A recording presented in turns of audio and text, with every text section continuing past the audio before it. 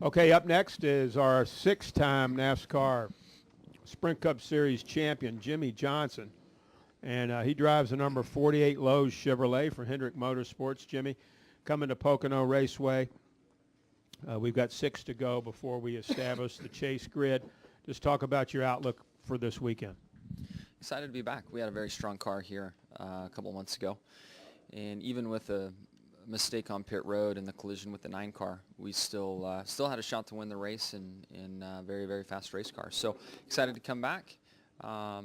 Clearly, when we come here, we hope the weather cooperates, and I know there's some threatening weather out there. So keep our fingers crossed and hopefully get everything in we need to. Thank you, Jimmie. We'll take questions. We'll start right now with Claire B. Lang on the far right corner down here. Zachary? Go ahead, Claire.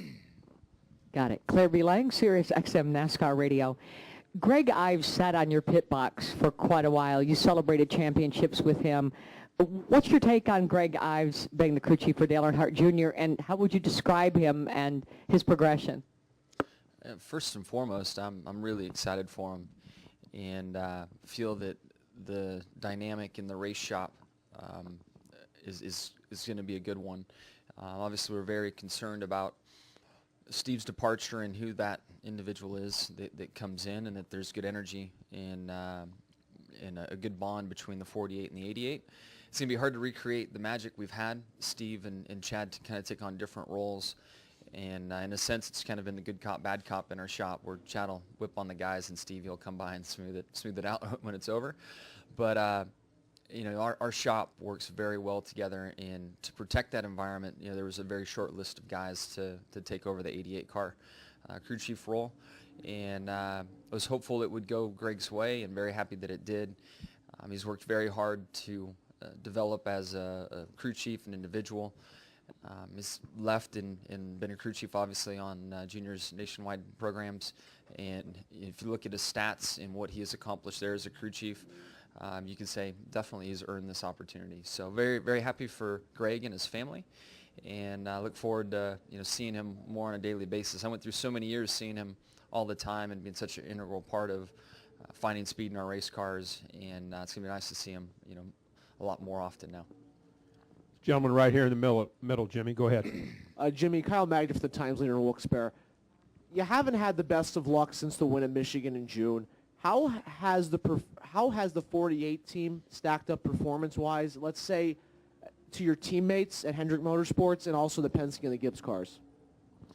So much of it depends on the track, and that's really the most interesting thing. Is I look back over this year and the rules package change and where things are at. You expect the Penske car to be fast, you expect the Gibbs car to be fast, you expect the Hendrick car to be fast, but it's not consistent at every track everywhere we go. And you look at the speed the 2 had at Loudon, you look at the speed the 24 had at Indy. Each team seems to hit on something at a particular track and can light it up, but to take it week to week, track to track is tough. And I feel that we've been very competitive at a fair amount of the tracks, and then go to Indy, and we just didn't have it at Indy. So it's been a little inconsistent, I think, per team and then also per organization. We have had some bad luck. I feel like at Daytona we would have been, been somebody there to consider for a win. I feel at New Hampshire, I was very optimistic about my day, but after watching things and how they turned out, I would have been racing for second the way it looked. But we can always be better, and we certainly want to be better. And I would say speed is a priority, but also consistent speed to all types of tracks. Thank you. Yep. Let's go over here to the right here. Raise your hand. Nate, Zachary, if you could get him a mic. Thank you. Nate Ryan, USA Today Sports. Jimmie, with the 11 penalty and Darian Grubb being out, there's been talk about the impact of a crew chief suspension on a race team. You've been in that position before, and you actually won a couple of races with Darian in 06 when Chad was out. What's it like, I guess, the impact on the team, not having the crew chief there? Is it maybe not as big as people might imagine? And I guess that stretch in 06 where you were able to reel off some wins after Daytona with Darian, what was that like? No, it's huge not having your crew chief there. And the fact that we won without Chad at the track is pretty amazing, to be honest. And the first portion of the suspension and first week or two, it's real tough on the morale. It's real tough on everywhere you go. You're answering the questions today with social media. If you ever tune in, when you're in that situation, you're going to see a lot of stuff you don't want to see. So there's an emotional piece in the beginning that's really tough. And then you can't wait for the first weekend's practice to start and to figure out how you're going to work through this, and what kind of speed the car will have, how the team will perform. And you really have to fall back on, the crew chief has to fall back on the team that he has assembled.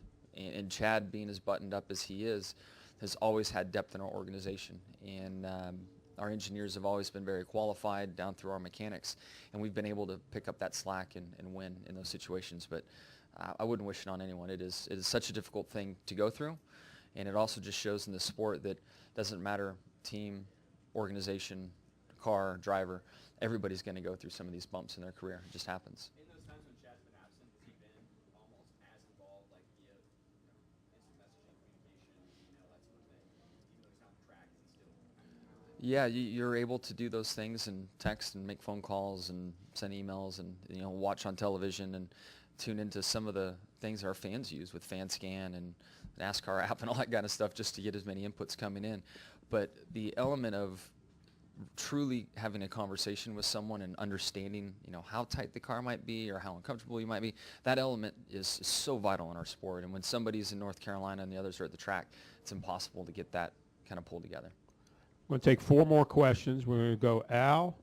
We're going to go my man over here, gentleman in the orange, and then end with Kelly. Go ahead. Hey, Jimmy, Al Pearson, Auto Week. Just a real quick off-track question. At age 18, if money had been no object, what was the first car you would have bought as a kid? 18, it probably would have been an off-road trophy truck or something. I would have bought a race car. There's no way I would have bought a street car. Maybe an Indy car, because that was a big focus for me back then, but definitely a race car. Now, at a time in your life when money probably is no object, what car would you still like to have? I haven't even thought about it, man. I've got a wife and 2 daughters, and they like shoes, so I haven't even thought about it. Let's go to the gentleman over here. Raise your hand, sir. Kind of hidden there. We'll take him. Gentleman, is it Zach? And then we'll take Kelly, and we'll be done. Go ahead. Joseph Walken, Speedway Digest. You've had some bad luck over the past 3 races. Last year you had a similar stretch at the same time, and you finished the chase with a top 10 every race but one. What do you guys need to improve on heading down the home stretch? It's no secret that the middle portion of the year has always been a challenge for the 48. When you look at the start of the season and the end of the season, a lot of those tracks are similar, or the same, I should say, the same venues that we go to. So that has, especially in the chase era, has really worked to our advantage. In the summer stretch, it's been tough on us. It always has been. There are years that we make it through a little smoother than others. This year has been as inconsistent as probably any of them for us.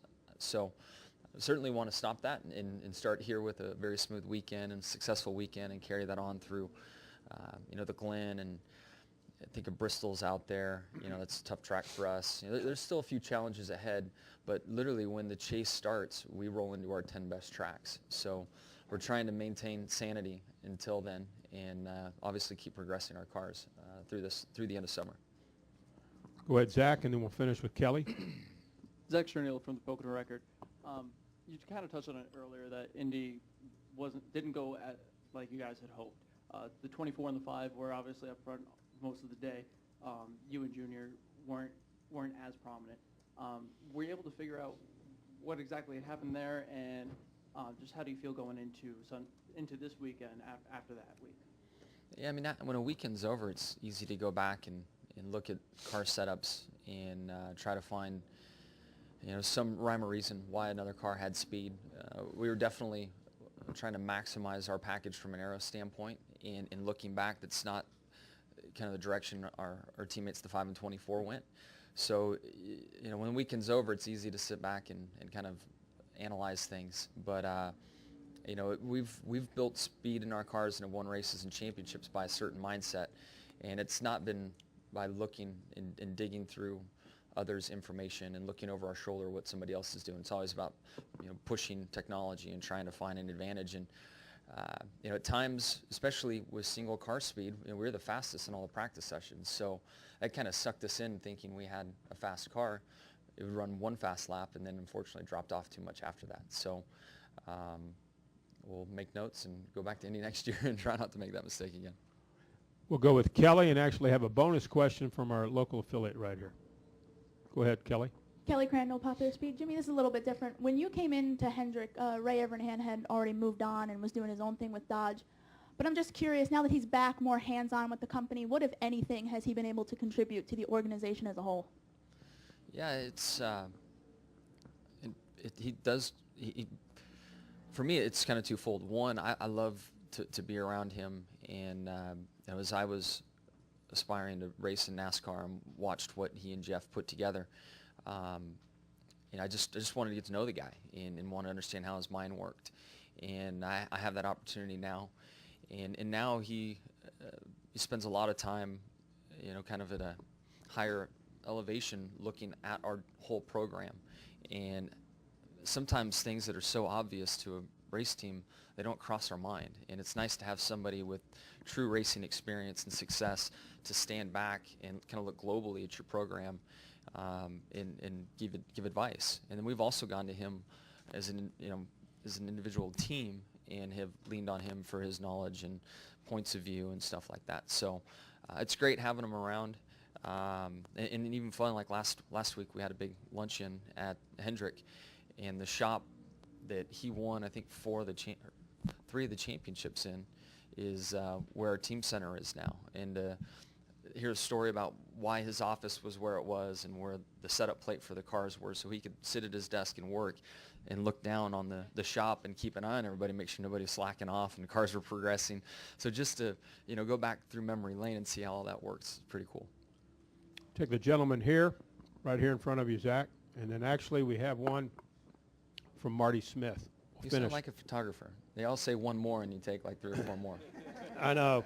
And sometimes you regret that, but that's okay. It's okay. We'll finish I'm here with for Marty. you, bud. Whatever I know need. you are. Okay. That's why you're a 6-time champion. Go ahead.